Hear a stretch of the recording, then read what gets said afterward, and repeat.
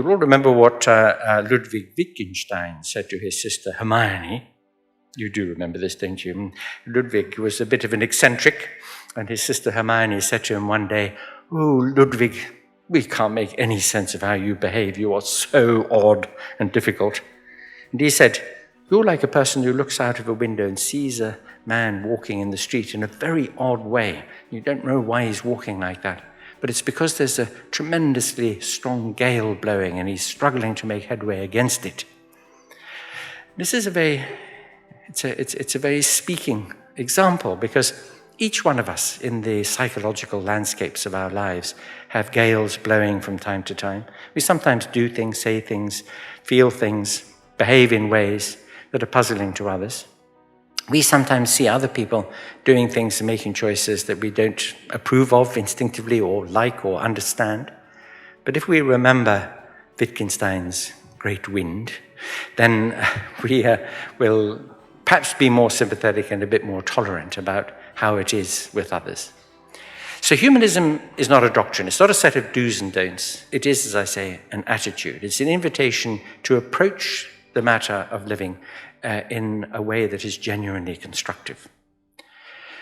Where does humanism fit in the great debate that we're having at the moment? Because I think it's a debate which is not going to be shut down anytime soon, and I do think it's a debate that we, on the non-religious side of the argument, are going to win, because we have history on our side.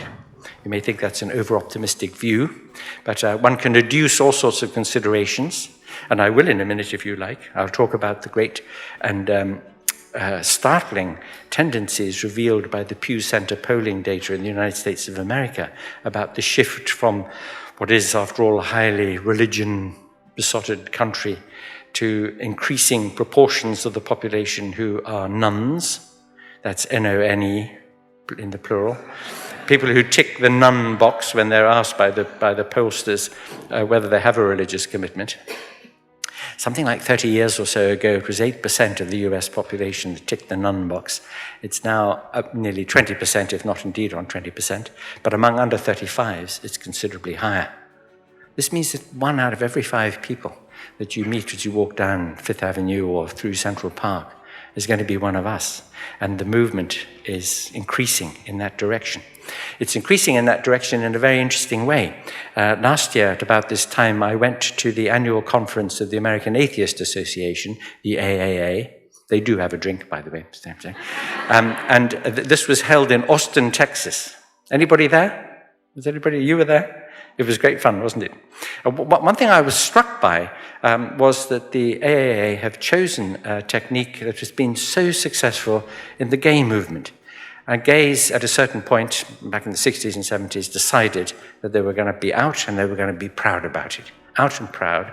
Acknowledge the fact that you're gay. Make it possible for other people who were gay but who were very nervous about coming out to come out, because they recognized they had friends, they had fellows in the movement, and society had to sit up and take notice. And the gay movement has changed the world as a result, at least in the developed world. Still a huge amount to do in places like Iran, where gays are hanged from cranes in the public square in the most awful way. Well, at the AAA, the movement now is to say, I'm atheist and I'm proud. I'm out about being an atheist and I'm proud. And you may think we in our functionally secular Europe, this may seem a sort of obvious thing, but it's not so obvious.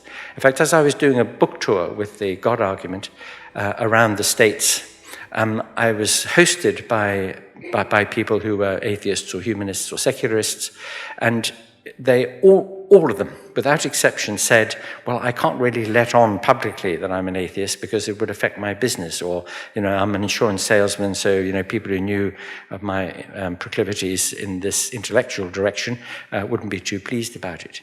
And I've had the experience of people coming up and saying, oh, I've gone, in America this is, I've gone to church all my life, my family and friends and community, it's just a reflex thing, but I've discovered that I don't really believe any of it. And if I were able to, find friends and be part of a movement where I felt comfortable, it would be a tremendous relief.